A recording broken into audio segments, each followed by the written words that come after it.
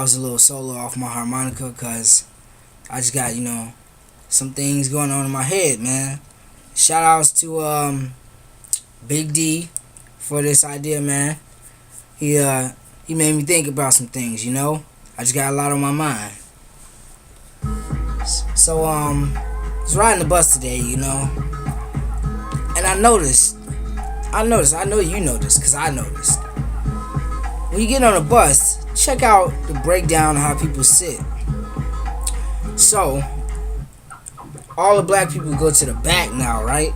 Or at least the young ones. And it had me thinking, like my man D brought up, the fact that black people fought so hard to sit in the front of the bus, only for us to come sit in the back, 50 years later and whatnot, And it was just making me think, like, I ain't trying to, like, downplay the significance of the bus sit-ins and all that.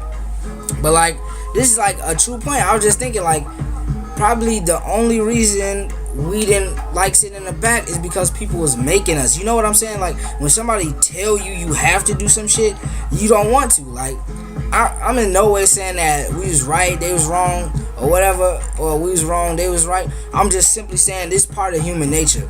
Whether they was black people or white people, if somebody was telling them that they had to sit in the back of the bus and they couldn't sit in the front, they would have did it anyway. Because whether any race you are, somebody tell you to do something you don't want to do, especially when there's another group that's different from you getting different privileges, you gonna want to do the same thing.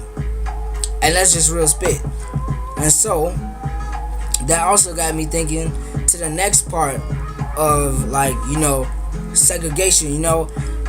I appreciate everything that everybody back then did for us to have what we have now.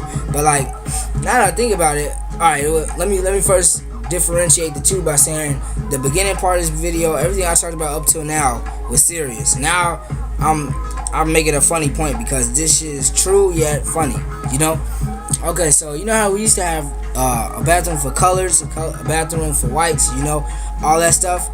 I think they need to bring that back in effect because white people are nasty, Joe. Like, at least we wash our hands. We had separate bathrooms. At least I feel comfortable twisting the knobs on the sink. Like, I know everybody else didn't wash their hands. But white people, when you got like mixed bathrooms, you can't tell because they don't wash their hands in their house. I'm not even sure if they use sinks in their house. They don't even use it in the dorm, so I know. That's why I wish there was a black and white bathroom in the dorm.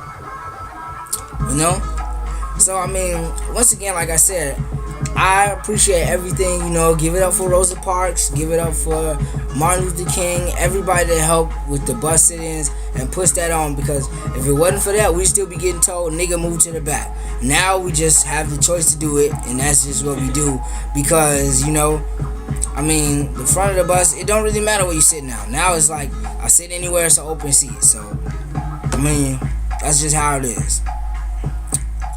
But, that's just a point I want to bring up.